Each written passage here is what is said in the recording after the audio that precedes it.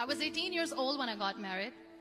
I belonged to a very conservative family, a Baloch family, where good daughters never say no to their parents.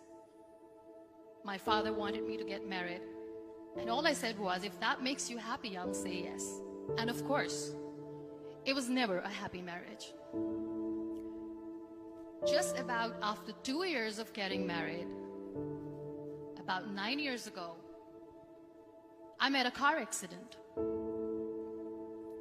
Somehow my husband fell asleep and the car fell in the ditch. He managed to jump out, saved himself. I'm happy for him. But I stayed inside the car and I sustained a lot of injuries. The list is a bit long. Radius ulna of my right arm were fractured. The wrist was fractured. Shoulder bone and collarbone were fractured. My whole rib cage got fractured. But that injury that changed me and my life completely was the spine injury. Many people came to rescue. They gave me CPR. They dragged me out of the car. And while they were dragging me out, I got the complete transection of my spinal cord. Those 2.5 months in the hospital were dreadful. I was at the verge of despair. One day, doctor came to me and he said, well, I heard that you wanted to be an artist, but you ended up being a housewife. I have a bad news for you. You won't be able to paint again. Next day, doctor came to me and said, your spine injury is so bad, you won't be able to walk again. I took a deep breath and I said, it's all right.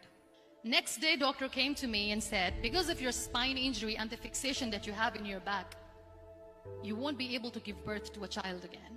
That day, I was devastated. I started to question my existence. Why am I even alive?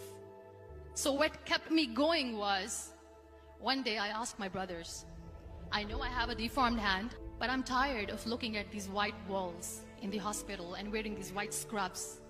Bring me some colors, bring me some small canvas. I want to paint. So the very first painting I made was on my deathbed, where I painted for the very first time.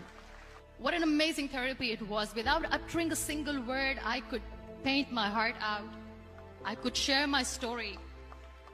People used to come and say, what lovely painting. So much color. Nobody could see the grief in it. Only I could. And that day I decided that I'm going to live life for myself. I am not going to be that perfect person for someone. I am just going to take this moment and I will make it perfect for myself. That I'm going to fight my fears. So I wrote down one by one all those fears. And I decided that I'm going to overcome these fears one at a time. You know what was my biggest fear? Divorce. But the day I decided that this is nothing but my fear, I liberated myself by setting him free. And I made myself emotionally so strong that the day I got the news that he's getting married, I sent him a text that I'm so happy for you and I wish you all the best. And he knows that I pray for him today. Number 2 was, I won't be able to be a mother again. And that was quite devastating for me. But then I realized there are so many children in the world, all they want is acceptance. So there is no point of crying, just go and adopt one. And that's what I did.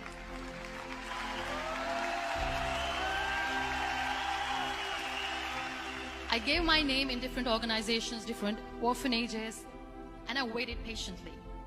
2 years later, I got this call from a very small city in Pakistan. I got a call and they said, are you Muniba Mazari? There is a baby boy and would you like to adopt?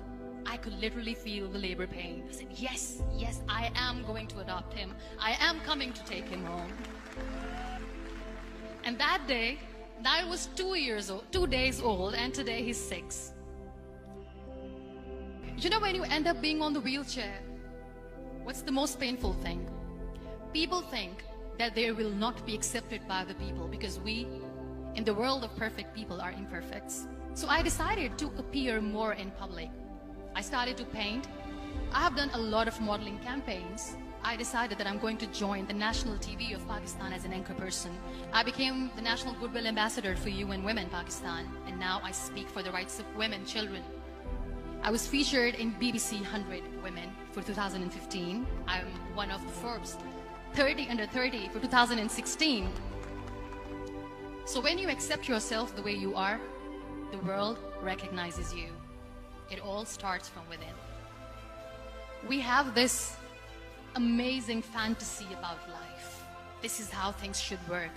This is my plan. It should go as per my plan. If that doesn't happen, we give up. I never wanted to be on the wheelchair. Never thought of being on the wheelchair. This life is a test and a trial, and tests are never supposed to be easy. So when you're expecting ease from life, and life gives you lemons, then you make the lemonade, and then do not blame life for that.